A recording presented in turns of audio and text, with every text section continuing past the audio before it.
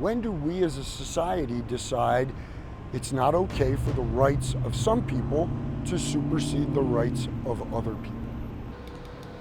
You hear me? Can you please not videotape over here? Denver has been in decay for a long time. For us, it's a bunch of I told you so.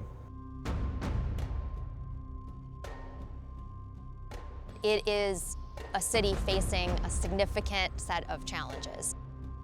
It's heartbreaking. You know, I've lived here for 50 years. You know, I haven't wanted to come down because I was afraid of what I could see.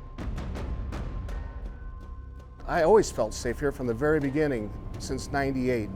I don't feel safe anymore, and that's sad. I wouldn't bring anyone down here for anything. My frustration is I think this is what we achieve, or what we receive when there's one-party control of all three branches of government at multiple levels. So we're losing ground in this city, and it's unfortunate, and frankly, it's personally frustrating because many of the issues we're dealing with, except for the pandemic, were foreseeable. I don't buy that there's excuses for these people to fail. They drive by maybe, or they see the boards and it's just, it says closed and it says danger. Garbage everywhere, human waste, needles, a blasé attitude from those that were living in that environment.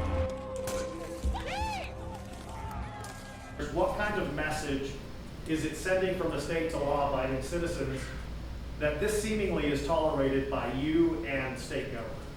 If we don't address the challenges of everybody in this community, we will continue to see decay.